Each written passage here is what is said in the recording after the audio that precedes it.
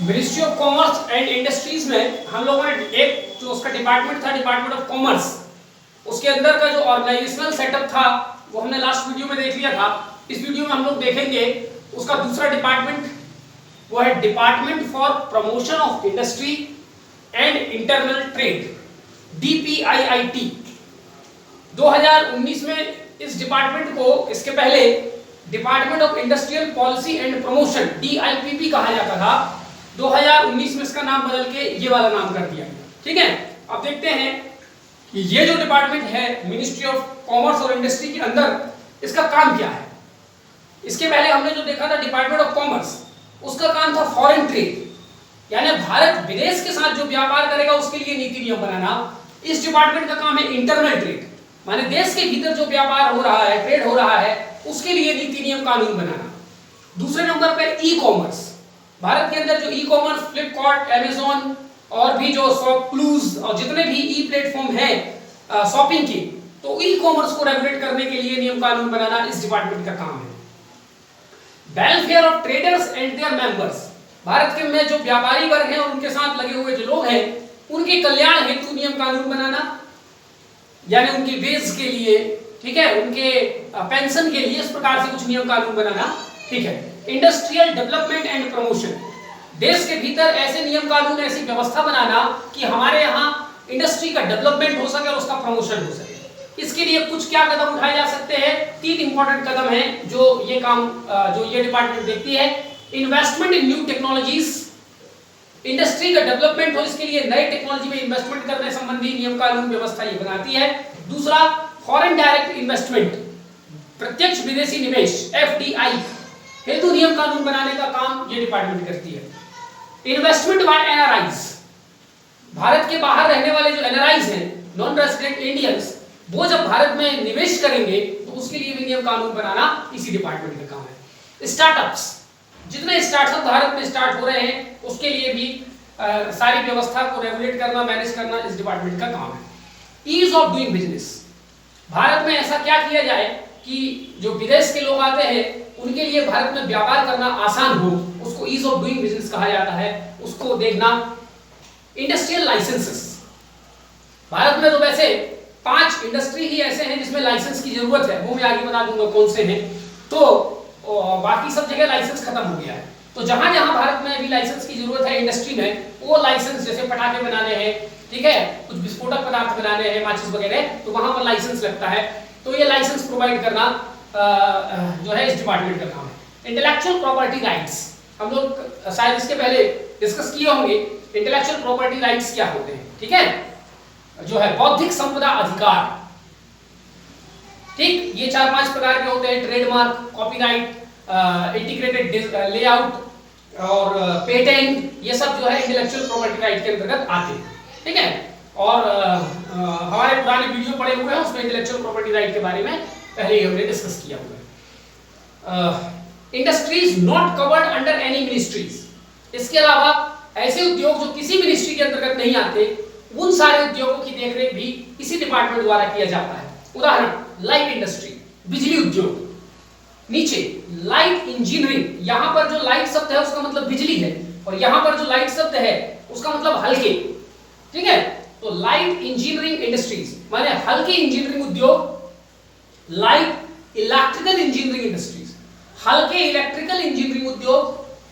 Paper and news print industries, salt, नमक वाला उद्योग, यही डिपार्टमेंट देखती है।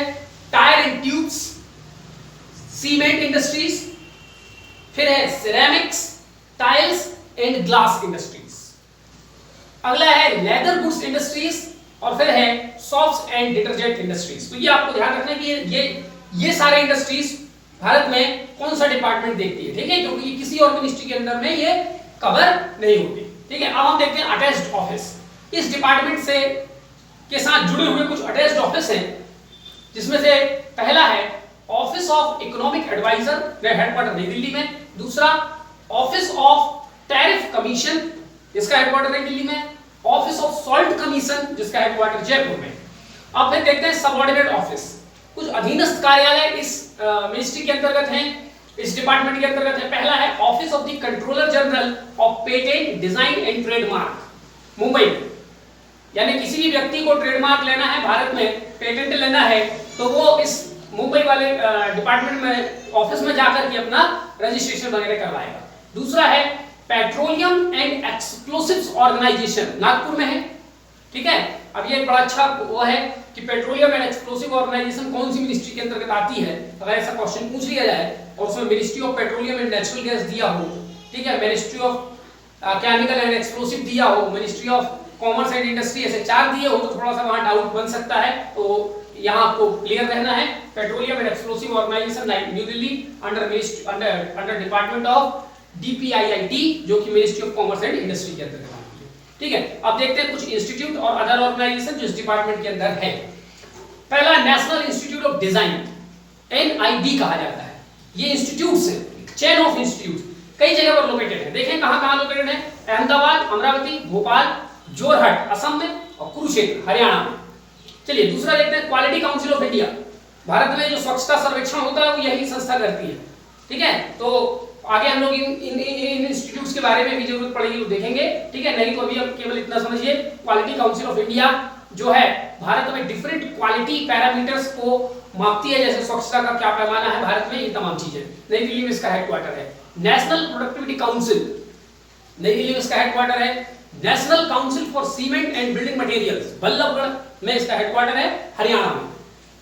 Intellectual Property Appellate Board Chennai में है। Indian Rubber Manufacturing Research Association Thane Mumbai के पास। Central Pulp and Paper Research Institute, Central Pulp and Paper Research Institute Suhagpur Uttar Pradesh में लोकेटेड है, ठीक है। कुछ और संस्थान इसके अंतर्गत हैं, देखते हैं।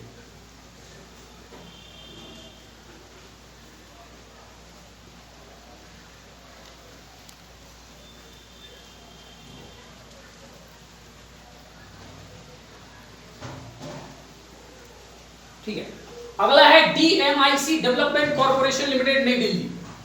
DMIC का मतलब है दिल्ली मुंबई इंडस्ट्रियल कॉरिडोर, ठीक है, Delhi Mumbai industrial corridor development corporation limited. ये इंडस्ट्रियल कॉरिडोर हम लोग जब पढ़ रहे थे रेलवे वगैरह में, वहां पर हमने देखा था। न्यू दिल्ली में इसका हेडक्वार्टर है। 9वें नंबर पे Indian international convention and exhibition limited, ये 2 जगह पर लोकेटेड है, द्वारका और नई दिल्ली, ठीक है।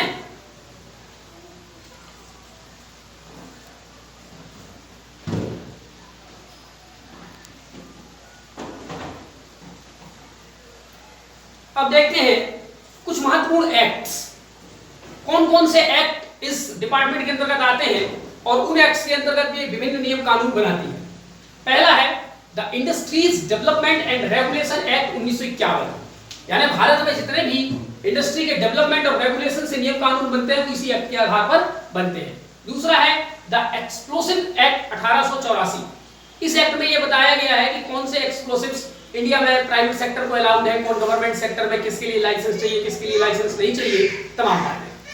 द इनफ्लेमेबल सब्सटेंसेस एक्ट 1952, ज्वलनशील पदार्थों को रेगुलेट करने का यह नियम है भारत में। द बॉयलर्स एक्ट 1957, फिर है द पेटेंट एक्ट 1970, तो भारत में जो पेटेंट संबंधी नियम कानून है वो इस एक्ट से रेगुलेट होते हैं।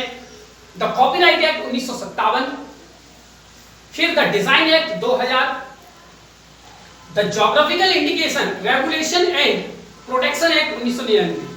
विभिन्न चीजों को हम लोगों ने सुना कि इसको जीआई टैग मिला, इसको जीआई टैग मिला, ठीक है। जियोग्राफिकल इंडिकेशन जीआई टैग इस कानून के हिसाब से दिए जाते हैं।